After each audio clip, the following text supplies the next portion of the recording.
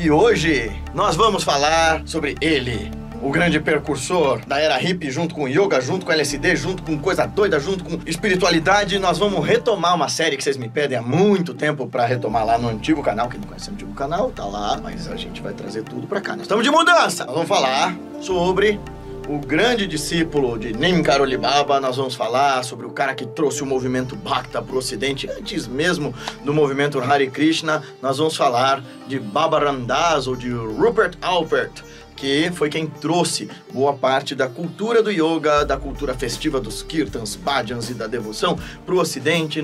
Alguém que foi precursor junto ao Timothy Leary do estudo aprofundado acerca dos enteógenos, dos alucinógenos, da psicodelia.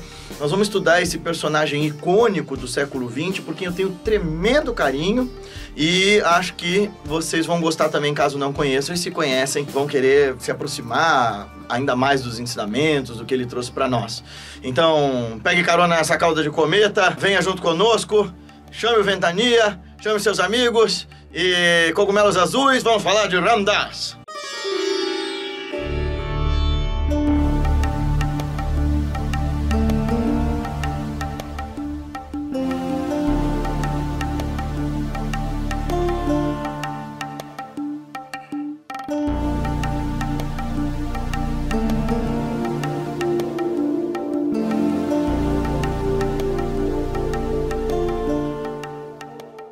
Muito bem, se você está chegando aqui pela primeira vez, nós falamos de revolução de si, de transformação da consciência e de abertura da nossa mente para esse estado de percepção do real como o divino manifesto em todas as partes. A gente fala de meditação e se quiser conhecer o caminho da meditação e aprender a meditar para valer, dá uma olhada nesse link aqui embaixo, de verdade, dá uma olhada porque o curso está excelente, você pode assistir em até 7 dias e devolver se não gostar e se não se adaptar e não pagar nada por isso, e dá para parcelar em várias vezes e o curso tá, ó, muito bom, não tá?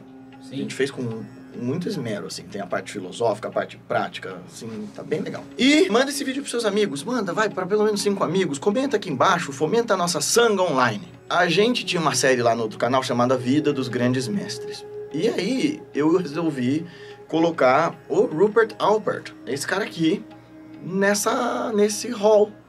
Porque eu acho que ele é iluminado? Não. Eu acho que ele era da mesma envergadura dos mestres que eu apresentei nos vídeos até aqui? Não.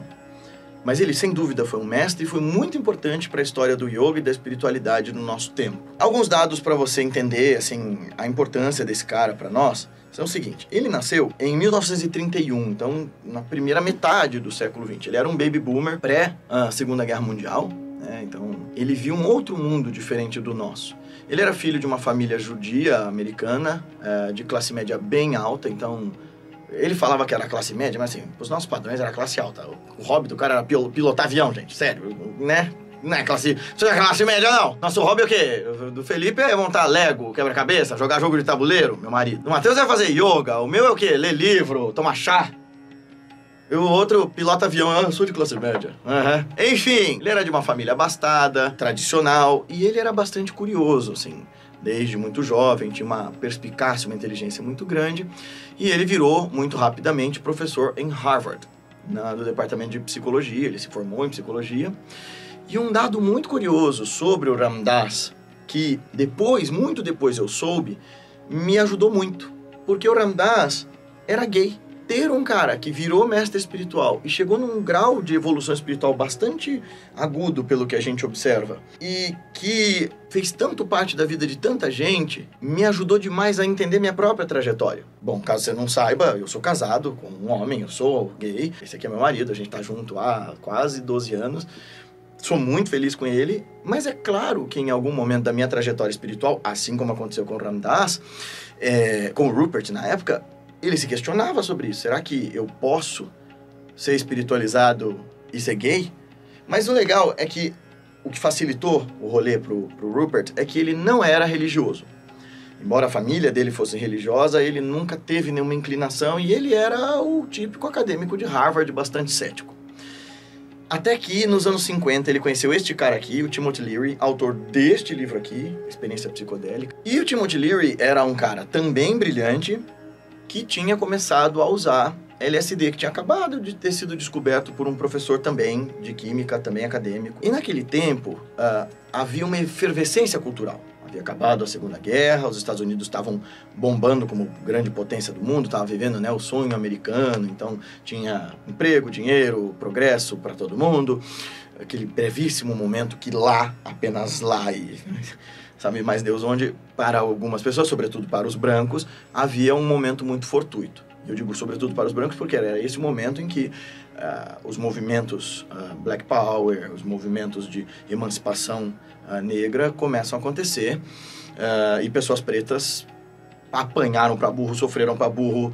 Dr. Martin Luther King, que é um dos meus heróis, assim, ele sim pode até estar no hall dos grandes mestres a serem analisados, cuja vida é um exemplo para nós de não violência, de luta pelo amor ao próximo, pelo verdadeiro cristianismo, e foi assassinado, né? Dentre tantas outras pessoas. Mas para os brancos, como era o caso do jovem Rupert, brancos, homens, era muito bom se viver nos Estados Unidos, com exceção do fato de que ele era gay. E isso era um conflito, perdão a palavra, fudido para ele, porque, né, ele era de uma família tradicional e ele tinha uma forma de expressar amor que era muito anômala para a época. Ele, e pelo que ele conta, o irmão dele também. E isso foi tão sério para o irmão dele, que não soube expressar isso de uma forma social e espiritualmente saudável, ele foi para a clínica psiquiátrica e nunca mais saiu. Era muito difícil. Se você quer entender quão triste e difícil era a vida de um homem gay nessa época, tem aquela peça, e aí o filme na Netflix também, The Boys in the Band. Tem até uma peça agora que a versão brasileira dessa peça, que está acontecendo aqui no Brasil. É uma peça amarga, assim, você vê como a gente ainda rola muito isso, mas como era fácil dos gays serem predadores de si mesmos, se auto-odiar, era muito ruim. E o Rupert descobre no Timothy, e naquela vida doida da efervescência dos anos 50, as drogas. Claro que isso tudo junto, a pesquisa acadêmica junto com uma vida super agitada sexualmente. Nessa época era muito comum que mesmo homens gays, como é o caso dele, transassem com todo mundo, com homem, com mulher.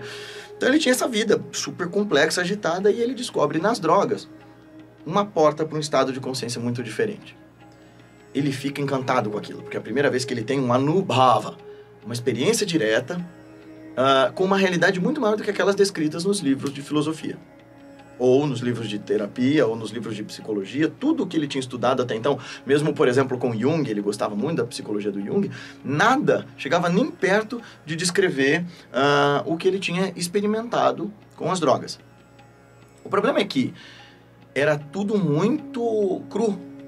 E se por um lado havia uma liberação às drogas naquela época, por outro havia todo um moralismo que começava a apontar aquilo como algo problemático. É claro, porque as drogas também tinham um fator de despertar da consciência das pessoas que incomodava muito o governo, que queria tornar todo mundo soldados pelas causas americanas.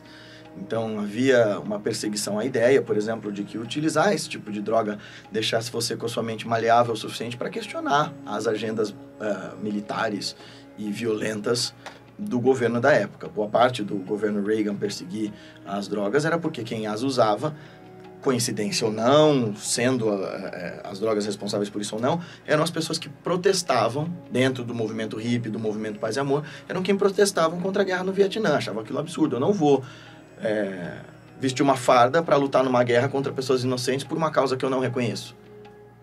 Se a gente pensar nos desdobramentos da guerra do Vietnã e por que os Estados Unidos foram para lá, assim, é tudo muito absurdo. Eventualmente, por causa das pesquisas com Timothy Leary, ele é expulso de Harvard. Ele perde o emprego.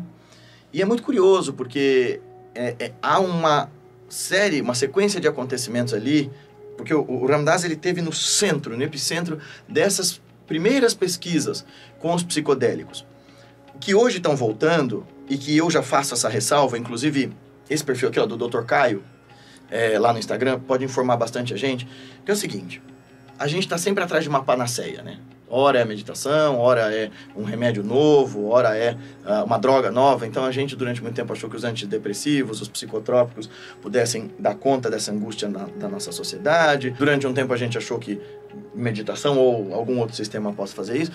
E durante um tempo, os psicodélicos, na era hippie, era o LSD, isso está voltando. Há uma série de estudos experimentais bastante eficientes acontecendo, por exemplo, no Hospital Sírio-Libanês, no Albert Einstein, onde eu faço meu mestrado e logo doutorado, sobre o uso dessas terapias, por exemplo, com os canabinoides, com o LSD, mas isso não é uma panaceia. E eu falei do Dr. Caio porque ele mesmo mostrou que existindo tantos tipos diferentes de corpos e cérebros e tantos tipos diferentes dentro da substância que você consegue extrair da cannabis, cada um de nós vai reagir de uma forma, positivo ou não. Tem gente que responde super bem aos tratamentos, tem gente que responde de jeito péssimo. O Timothy Leary, acho que eu já contei isso pra você, né, Matheus? Que ele foi fazendo experiências dentro, por exemplo, de uma fazenda e eles iam tomando essas drogas pra valer. E chegou uma hora que eles experimentavam essa sensação de não ego. Eles chegavam nesse lugar de nirvikalpa, né? Não o samadhi dos samadhis, mas um estado em que o sujeito desaparecia e ficava só a consciência pura.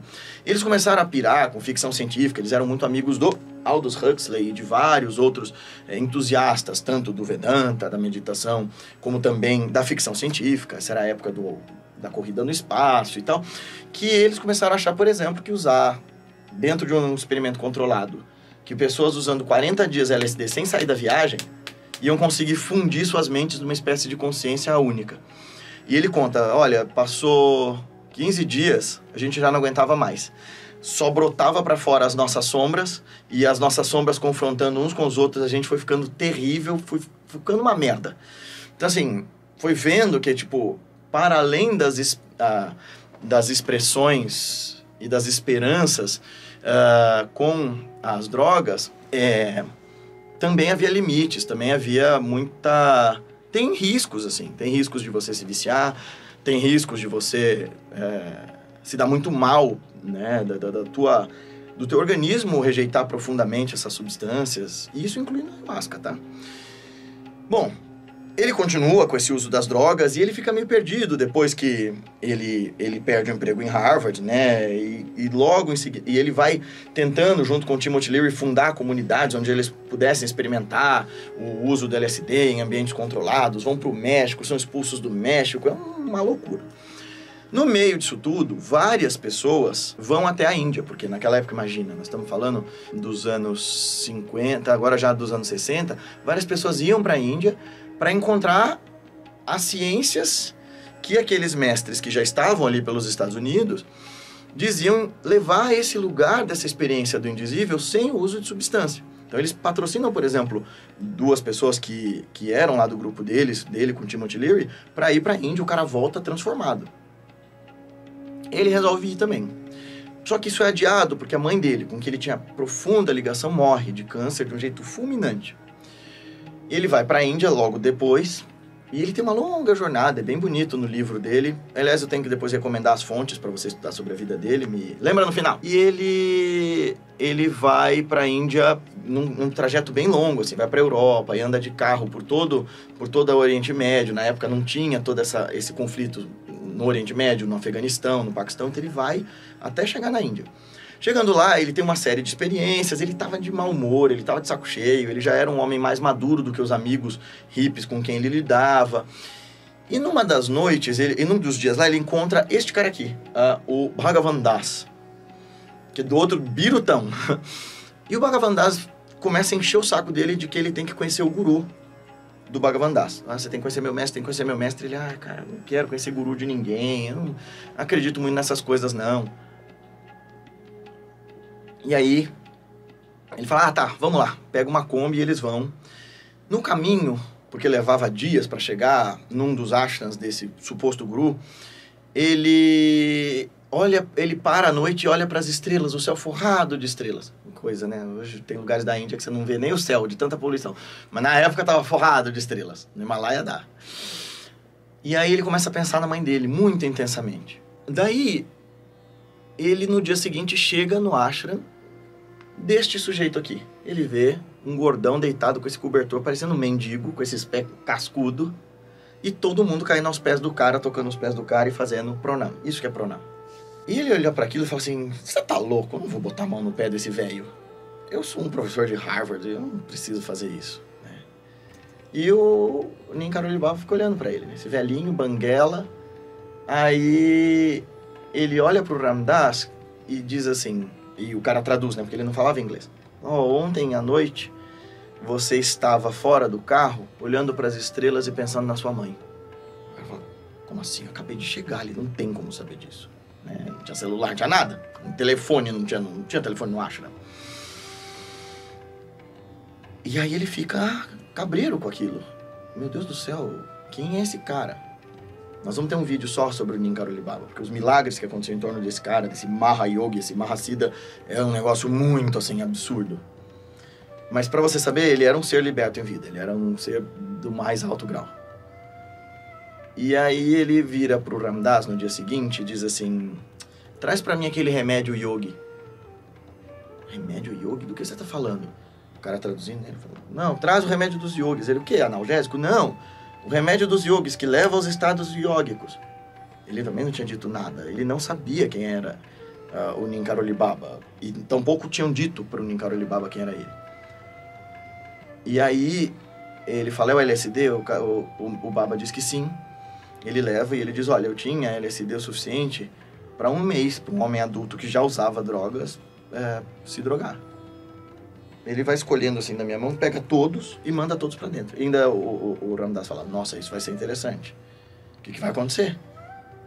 Achou que o cara ia surtar e tal. E nada aconteceu. Nada. No final, ele ainda olha pro Ram Dass e faz assim.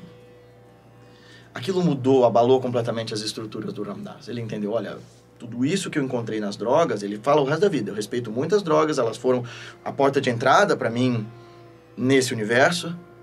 Mas eu descobri ali uma outra coisa.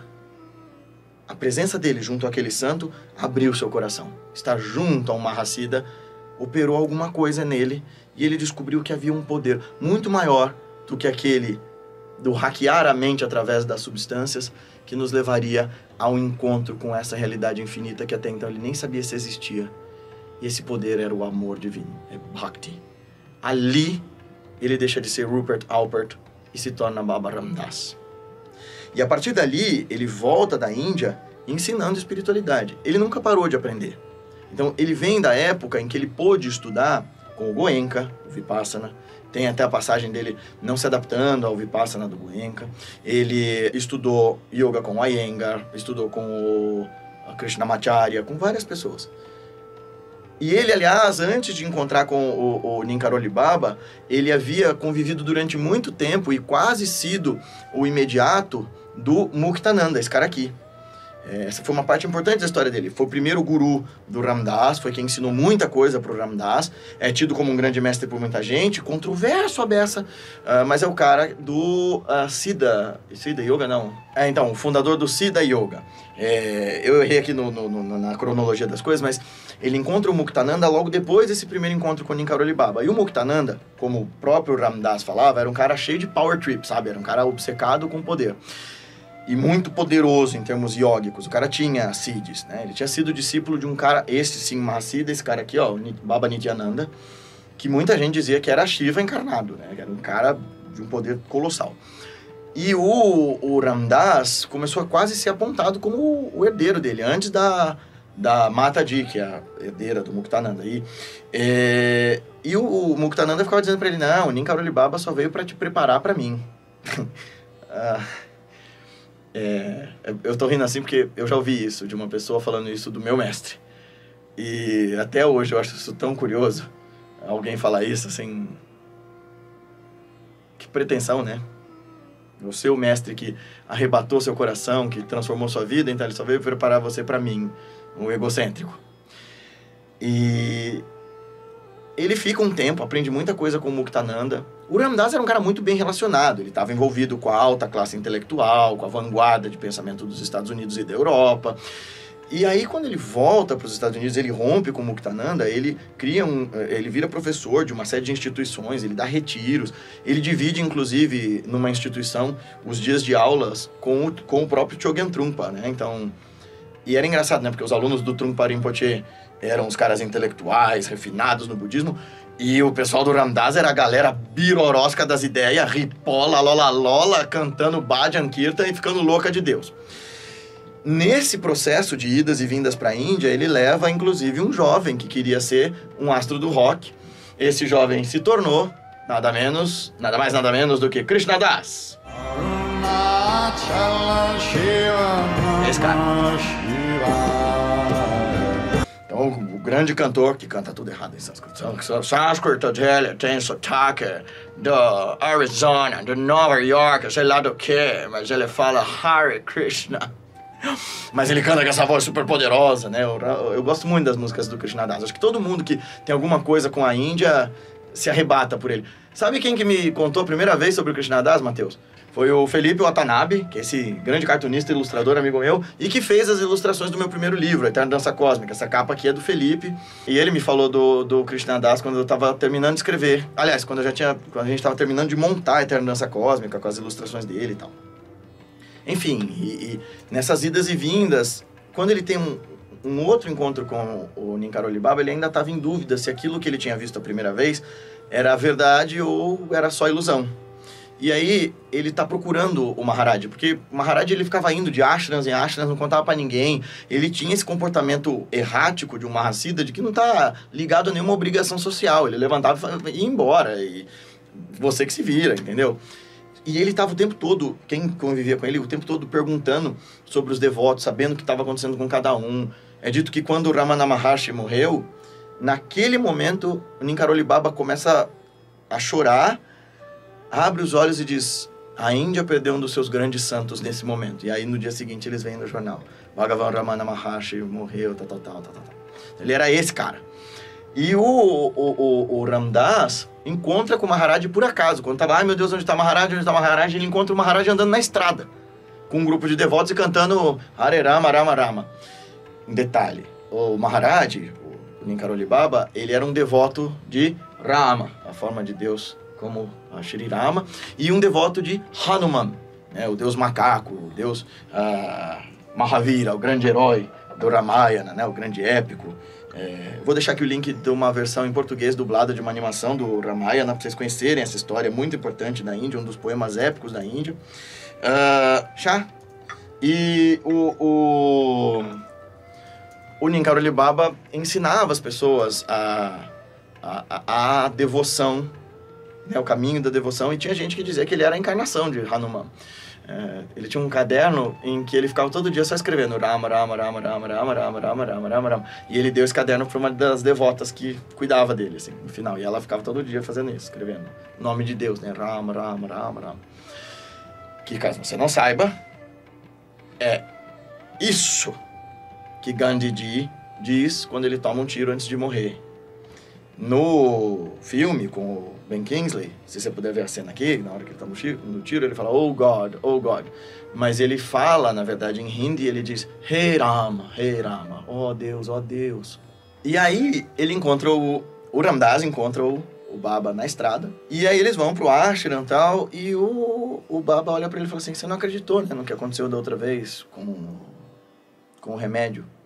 E o Ram Das ficou olhando pra ele, pensando que ele tinha jogado, né, que ele tinha fingido que tomou. Aí o Ram Das falou, não sei. Ele falou, traz pra mim. Aí ele deu uma dose ainda maior. E aí o Baba toma e começa a gritar feito um louco, como se ele estivesse surtando. E sai correndo que nem um louco e tal. E o Ram Das fica apavorado e fala assim, matei o velho. Vou deixar o cara em surto. O que eu fiz, Nossa Senhora?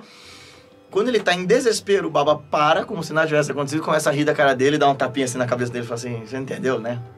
E tipo, ó, nada aconteceu. Eu tô em controle aqui, não é a substância. Tem histórias sobre o Ninkaroli Baba que são muito incríveis, né? O Swami Rama, por exemplo, fala dele no Vivendo com os Mestres do Himalaia, dizendo que ele estava tão alheio à consciência do corpo, assim, tão alheio do mundo, que toda hora ele dizia que estava com fome. E se não deixassem, assim, toda hora ele dizia que estava com fome, mas ele podia ficar dias e dias sem comer e continuava normal. E se ele começava a comer, ele falou, teve um dia que ele comeu 50 vezes. Toda a casa de devoto que ele parava para abençoar alguém, ele pedia comida, a pessoa dava, ele comia. Chegou uma hora que eu falei, já chega, né, Maharaj? Ele fala, eu já comi hoje? Ele, sim, o senhor comeu 50 vezes. Ele, então tá bom, vamos embora. Bom, continuando a história do Ram Das, porque esse vídeo já tá enorme, né? Sim. Quando o Maharaj morre, assim como em qualquer tradição, Quando um guru morre, ele despeja seu poder sobre os seus discípulos mais próximos para dar continuidade ao seu trabalho. E aí, o Ram Dass se torna, de fato, um cara que divulga de forma laica os caminhos de Bhakti, os caminhos dessa transformação da consciência. E aí, o Ram Dass acredita, quando ele começa a envelhecer, que tá tudo certo, eu sou o cara espiritual, tô no caminho da iluminação, até que, quando ele já está escrevendo sobre como envelhecer e tal, ele tem um derrame. E na hora do derrame, ele, apavorado com o medo da morte e com as dores que estava sentindo, ele vê o guru dele, ele vê o Maharaj, e ele entende que é como se o Maharaj estivesse dizendo para ele assim: aí, ô grande yogi, você não está pronto. E ele volta e passa os últimos anos da vida dele, que acho que é dos anos 90 até 2019, quando ele morreu, todo atrofiadinho na cadeira. E ele chama isso de graça feroz, fierce grace. O ato de Deus de, como num rugido de um leão, te chamar para o despertar através de uma coisa que é uma bênção disfarçada de maldição. Acorda, Ram Dass. Você achou que você sabia sobre a arte de ser um yogi. Vou te colocar de frente com a morte para ver como é que você lida com isso. E aí, cara, ele se torna um oceano de compaixão e bondade, com o qual eu tive uma ligação muito louca durante todos esses últimos anos de vida dele. Para você ter uma ideia, ele morreu, eu estava lá no ashram da Ordem Ramakrishna, estudando com os monges. E eu senti uma tremenda de uma angústia, sei lá porquê. Corri pro templo da Santa Mãe, fiquei lá meditando, me deu vontade de chorar e comecei a chorar. Quando eu voltei, eu peguei o celular, a Fabi tinha dito: Darling, minha amiga Fabi, essa aqui, Darling, o Ram Dass morreu. E aí eu falei: nossa, foi isso. Ele é o cara que falava, né? Be here now. Muito antes do Eckhart Tolle mesmo. O primeiro livro dele, o mais famoso, chama-se Be Here Now. Parece uma viagem de ácido ler aquele livro. Nunca tomei ácido, mas é o que eu imagino que seja. E o Ram Dass foi um dos caras responsáveis por transformar o movimento hippie num movimento de meditadores, de praticantes de yoga. É um dos grandes divulgadores do yoga, da meditação, do Bhakti Marga, do caminho da devoção no Ocidente. E é um pensador com um coração muito luminoso. Ele foi o cara que abriu o caminho para caras que são super importantes hoje no meio científico contemplativo. Porque caso você não saiba, o Daniel Goleman, por exemplo, era discípulo do Ninkaroli Baba e o conheceu graças ao Ram Dass. Se eu não me engano, o Richard Davidson conheceu também o Ninkaroli Baba. Um monte de gente se tornou buscador espiritual por causa do Ram Dass. O próprio Steve Jobs foi atrás do Ninkaroli Baba na Índia por causa do Ram Dass e não conseguiu encontrá-lo. O próprio Daniel Goleman, no seu livro Mente Meditativa, que é um excelente livro, pouca gente conhece, todo mundo conhece ele por causa do Inteligência Emocional, tem um prefácio feito pelo Ram Dass. Então, ele foi muito importante, muito influente dentro desses movimentos que tornaram yoga e meditação objeto de estudo científico. Então, se hoje eu faço o meu mestrado, se a Elisa, minha orientadora, fez o mestrado dela em Siddha Samadhi Yoga, tem muito do porquê que a gente fez isso graças ao Ram Dass, graças a ele ter aberto esse caminho, porque ele nunca deixou de ser essa ponte entre o universo acadêmico e o universo de buscadores espirituais, por mais que o rolê dele tenha se tornado muito mais dos hippie biruta embevecidos de amor. Então, se você quiser fontes para estudar sobre o Ram Dass, tem os livros dele, Be Here Now, Be Love Now e vários outros. Eu não sei se tem algum em português. Tem. E tem os documentários. Tem esse aqui na Netflix, que é sobre o final da vida dele. É muito lindo ele dizendo que no final das contas estamos todos nós levando uns aos outros de volta para casa. E tem esse Fierce Grace, que eu gosto muito, que é um documentário sobre a vida dele, que tem no YouTube. E tem o livro, que é a biografia dele, Being Ram Dass, não tem em português, mas é um livraço, tem audiolivro e tal, e é muito legal. E ele é um cara legal de se conhecer. Inclusive, quando você lê a autobiografia dele, para você entender que as drogas têm talvez um papel para algumas pessoas de abrir algumas janelas de percepção, mas elas não são o caminho definitivo, sem dúvida alguma. Até o nosso próximo encontro. Tchau! Gostou desse vídeo? Então não esquece de compartilhar com seus amigos em todas as suas redes sociais e fazer com que essa nossa Sangha Online, esse nosso trabalho, essa nossa comunidade de pessoas que praticam juntas, cresça e essa mensagem se espalhe, transformando mais vidas. Dá uma olhada no nosso clube de membros. Lá vai ter um monte de conteúdo exclusivo, uma série de lives e de leitura de ensinamentos, poemas e textos dos mestres que ajudem a gente a desvendar os caminhos da nossa consciência e realizar de fato a revolução de si, nos tornando hoje melhores do que nós fomos ontem e amanhã melhores do que nós somos hoje. Até o nosso próximo vídeo. Até mais!